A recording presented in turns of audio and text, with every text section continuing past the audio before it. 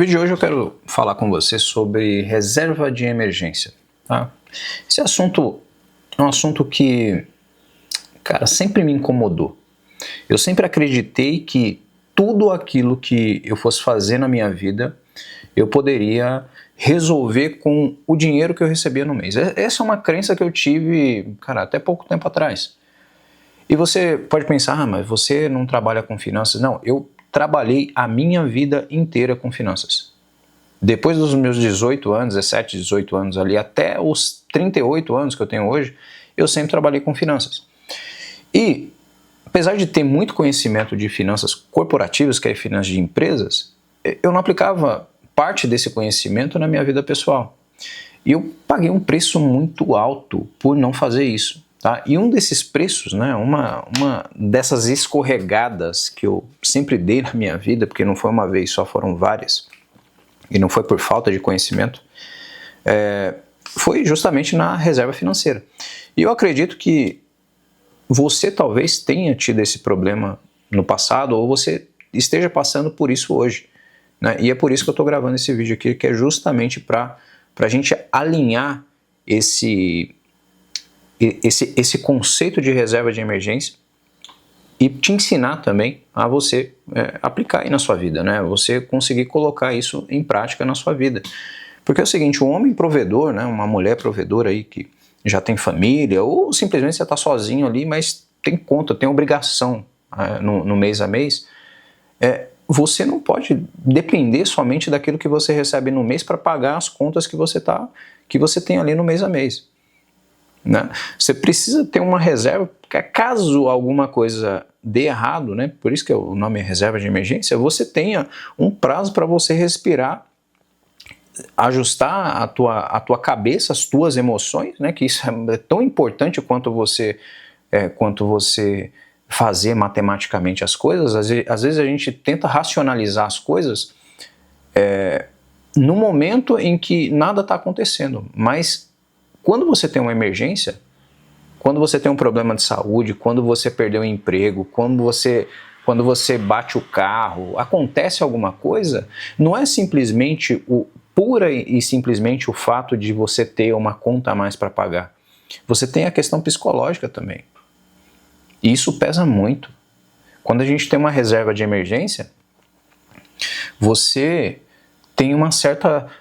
vamos dizer, você tem uma certa paz, você tem uma certa tranquilidade, mesmo sabendo que aquilo é ruim, mesmo sabendo que aquilo não é legal, né? Às vezes você tem um filho aí, tá no hospital, quebrou um braço, quebrou uma perna, alguma coisa, às vezes até uma coisa mais séria, né? Você tem uma certa tranquilidade com relação a dinheiro, pelo menos. Porque imagina só, você já tem o impacto emocional daquilo que está acontecendo. Bateu o carro. Nossa, meu Deus, vai ficar sem carro um mês inteiro, vai ter que mandar arrumar. E além disso, você ainda tem um impacto emocional da falta de dinheiro, da falta de planejamento que você não teve. Isso é muito ruim. Eu já passei por isso várias vezes. E por isso, né, que eu estou gravando justamente esse vídeo aqui, para a gente conseguir construir esse negócio de uma forma que seja factível, né, que seja...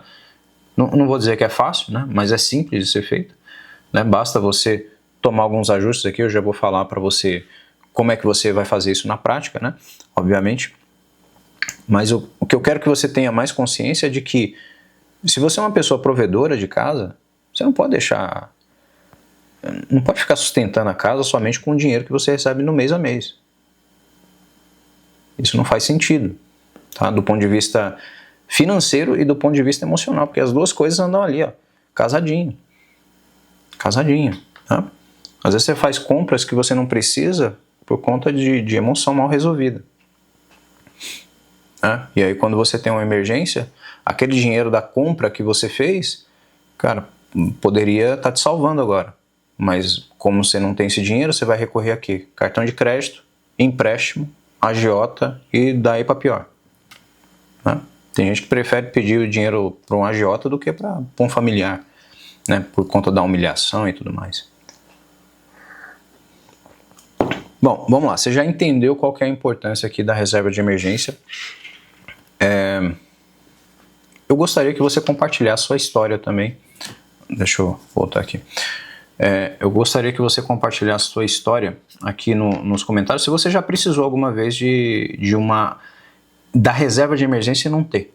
Provavelmente você já passou alguma situação na sua vida aí que você consegue compartilhar aqui com a gente, e com certeza a gente consegue ter mais histórias como essa daqui para ajudar outras pessoas, porque quando a gente tem esse impacto emocional, a gente tem uma predisposição a agir imediatamente. É o que eu espero que você faça com esse vídeo, que você dê um primeiro passo para construir essa reserva de emergência, e na próxima emergência, que eu não sei se vai ser daqui a 1 ano, vai ser daqui a 10 anos, você já esteja preparado, pelo menos na parte financeira, você já esteja preparado para passar pelo que você vai passar futuramente, né? Todos nós vamos passar por alguma coisa, certo? Então, é o seguinte, como é que a gente... Primeira coisa que a gente precisa fazer é saber o quanto é que a gente precisa ter de reserva de emergência. Não é para não ficar aquele negócio, meu Deus, eu vou juntar 100 mil, 200 mil, não sei. Então, eu vou te dar um parâmetro aqui para você ter uma noção, tá? Para você ter uma noção. Eu não sou um cagador de regra aqui. Então, você vai ter uma noção e aí você vai adaptar aí para a sua realidade. Primeira coisa que você precisa saber é o quanto você gasta por mês, tá? Então, quanto é que você gasta por mês em contas básicas, por exemplo? Aluguel, água, luz, internet, conta básica, entende? Celular e tudo mais. Mercado. Cara, quanto que mais ou menos você gasta ali por mês com essas contas? Fazendo isso, você pode fazer para o mês que você está trabalhando, eu recomendo que você faça pelo menos para uns 3 meses. Tá? Faz aqui 3 meses e tira uma média. Então você gastou, por exemplo, 15 mil reais em 3 meses, acumulado, né? Um mês foi 4 mil, o outro mês foi 6 mil e tal, na média deu 5 mil por mês. Imagina assim, tira 3 meses, tira uma média bem simples, né? Soma tudo aquilo que saiu, né? Você pode pegar o teu extrato e fazer isso, né? Inclusive com cartão de crédito. Pega os 3 meses, vê tudo aquilo que você pagou, e aí você pega uma média desses 3 meses e usa isso como uma referência para você saber o quanto mais ou menos você gasta por mês, né? Vamos dizer aqui que você gaste 5 mil reais. Se você é uma pessoa que tem um emprego, você é uma pessoa CLT, o interessante é que você tenha pelo menos 6 meses de reserva de emergência. Por quê? 6 meses, como você tem uma certa previsibilidade de quanto que vai entrar de dinheiro, né, na sua conta, então você pode ter um período um pouco mais curto. São 6 meses. Então se você pega 5 mil, que é o seu gasto mensal, multiplicado a 6, vai dar 30 mil reais. Tá bom? É uma conta bem simples, é para ser simples mesmo. E eu recomendo que você não faça nada complexo nesse começo. Porque coisas complexas começam a ficar muito difíceis, você faz a primeira vez, depois você não quer saber nunca mais aquela conta e você não volta a fazer. E a ideia da reserva de emergência, de finanças, né, pessoais, é que seja simples o tempo inteiro. Se você começar a ficar complicando demais com fórmula, com não sei o que, você vai largar no meio do caminho. Então vamos transformar as coisas simples. Se você não tem nada de reserva de emergência, eu sugiro você que comece com esse parâmetro de 6 meses. Então você pega 5 mil, que é o seu gasto mensal, se for 2 mil, se for 3 mil, não importa. Você vai pegar o seu gasto mensal, multiplicar por 6, e aí você vai ter o valor total, que é uma referência para você ter ali na sua reserva de emergência. Então você vai ter uma reserva de emergência nessa situação de 30 mil reais. Caso você seja autônomo, ou seja, uma pessoa que trabalha por conta, ou você é empresário e tal, não tem tanta previsibilidade ali do quanto você tira de prolabore ou, né, tira de rendimento da empresa, então eu recomendo que você faça ali uma reserva de 1 ano, pelo menos, tá bom? Então você tem uma tranquilidade, você tem um prazo de tranquilidade de 1 ano, enquanto uma pessoa de CLT tem ali uma tranquilidade de 6 meses, tá? Por quê? O empresário normalmente ele tem, o autônomo, né, o empresário, ele tem ali um risco maior de não ter entrada por mais tempo. Né? Por isso que a gente constrói uma reserva de emergência um pouco maior, no caso de você ser um autônomo. Né? Porque imagina só, você tem uma barraca de cachorro-quente, aí na barraca de cachorro-quente você quebra a perna, aí não tem como você trabalhar. Aí você vai passar quanto tempo você vai passar ali com aquela perna quebrada, né? Você vai passar, sei lá, 3 meses, 6 meses, né? Então, durante esse período, você tem a garantia de que você tem um dinheiro guardado ali para cobrir as suas despesas mensais. E aí você nem precisa baixar o seu padrão de vida, né? Você não precisa depender de ninguém para pedir dinheiro. E você ainda tem tempo de pensar em outro tipo de negócio durante esse período. É muito interessante isso, né? Você tem 2 tipos de reservas aqui, tá? Eu gosto de separar em 2 tipos. Você tem a reserva de emergência e você tem a reserva de ousadia, que é uma outra questão que eu vou trazer em outro vídeo aqui, tá? Então, importante que você se inscreva no canal aqui para você, né, receber esses vídeos aí conforme eu for gravando aqui para vocês, né? Você vê que é vídeo que não tem corte, não tem muita edição, não é para ter nada, é para ser simples. Eu quero trazer um conteúdo simples aqui para que você aplique na sua vida. Você sai daqui e aplique na sua vida. Então, a gente já chegou aqui na referência da reserva de emergência, tá? Então, para você, o próximo passo agora é a gente encaixar essa reserva dentro do nosso orçamento familiar, tá? Eu vou chamar de familiar. Se você estiver sozinho, é 1 para 1, né? Agora, se você tem filho, tem esposa e tal, aí você tem que juntar tudo, né, e fazer essa conta, tá? Você precisa ter essa referência de orçamento familiar. Você precisa ter ali as entradas, as saídas e o quanto sobra no final do mês. Aí você pode falar para mim, que é o que provavelmente eu diria lá atrás. Não sobra nada. Aí o que você vai ter que ter, né? Você tem que ter o controle desse orçamento. E a gente vai montar isso na prática, tá? A gente vai fazer isso em outros vídeos, tá? Em outro momento. A gente vai ter esse controle e você... Se não está sobrando nada para você montar sua reserva de emergência, você precisa encontrar espaços, gaps ali, coisas que você está gastando a mais do que você deveria, tirar isso, entrar num período de austeridade financeira para você construir essa reserva de emergência e depois você voltar a consumir essas coisas, se você quiser. Porque normalmente quando a gente corta algumas coisas, corta streaming, corta... sei lá, gastos desnecessários, aí, viagens desnecessárias. Às vezes você vai muito num restaurante aí, você vai reduzir a quantidade de vezes que você vai. Eu acho que é muito ruim você cortar tudo, assim, falar, nossa, agora eu não faço mais nada. Eu acho que isso é ruim também, tá? Então a gente vai fazer o quê? A gente vai equilibrar, a gente vai balancear o negócio, tá bom? Então, você vai encontrar dentro desse orçamento, eu vou ensinar isso para você na prática, tá? Mais uma vez falando aqui. Eu vou ensinar você a fazer isso na prática. Mas se você pegar o seu extrato, você consegue ver ali claramente aquilo que você pode cortar. É uma Netflix, é um, sei lá, é um café da manhã que você toma em uma padaria um pouco mais cara, que você toma com muita frequência, você vai diminuir a frequência, vai sobrar um pouco de dinheiro lá no final do mês. Tá? É um tipo de economia que você pode fazer no mercado. Sei lá, você pode trocar o mercado. Às vezes você está comprando no Pão de Açúcar e você vai comprar no Açaí, de agora em diante. Você vai comprar no Giga, né, nesses atacareiros aí.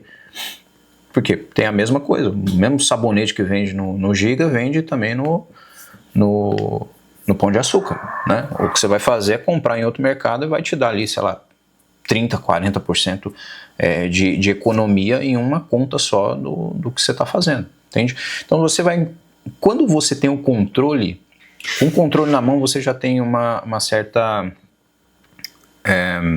clareza daquilo que você pode fazer, entende? Isso é muito interessante.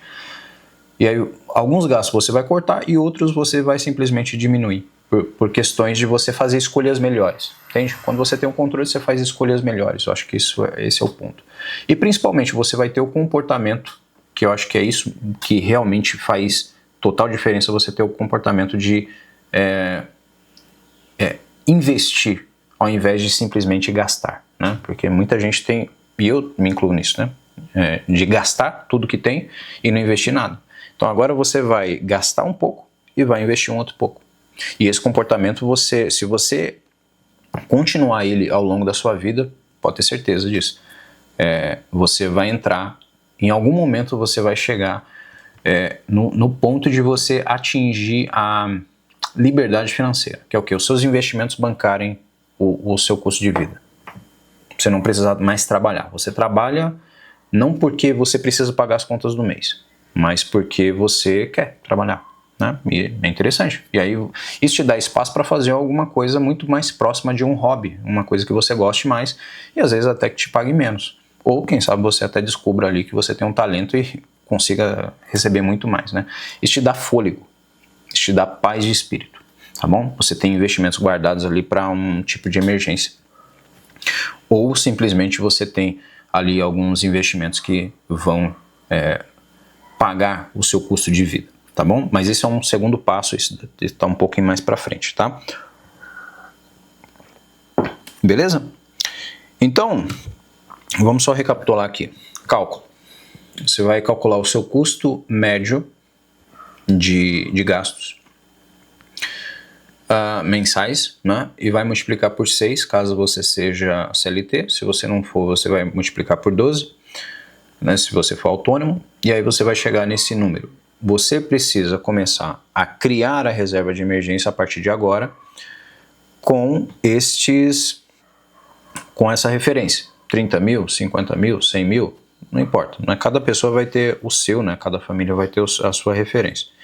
Agora, o próximo passo é o quê? É você saber em que tipo de investimento que você precisa aplicar essa grana. Por quê? Esse investimento, vamos lá, qual que é o conceito da emergência? A emergência você não sabe quando é que vai acontecer, então você vai precisar do dinheiro imediatamente. Então, para esse tipo de investimento, para cobrir emergências, você precisa ter ele ali, né, com a liquidez alta, ou seja, que você consegue sacar ali no mesmo momento ou pelo menos um dia depois. Tá? Normalmente você vai fazer ali um CDB, um CDI de liquidez diária. Vamos falar aqui numa linguagem simples. Você abre uma caixinha no Nubank e começa a depositar lá dinheiro.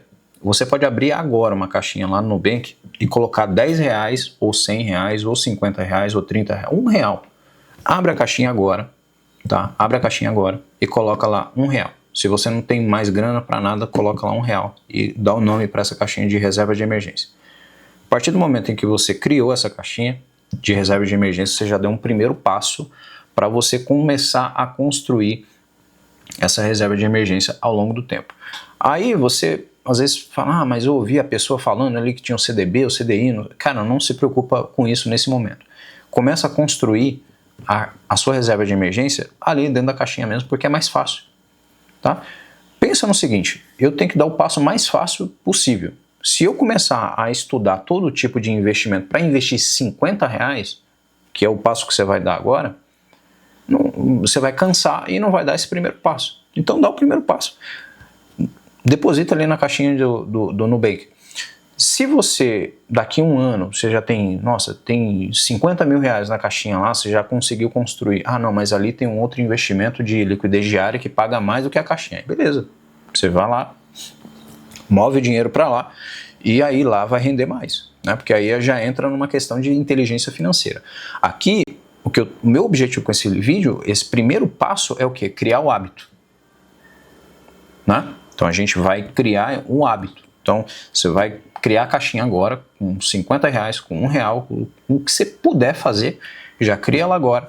E aí, conforme os meses forem passando, você vai depositando dinheiro dentro dessa caixinha. Um mês vai ser 100 reais, outro mês vai ser 200, outro mês vai ser 500, aí você pega uma outra grana ali que entrou inesperado, ou de uma renda extra, você vai colocando dinheiro lá dentro até bater a nossa meta de 50, 30, 100 mil reais.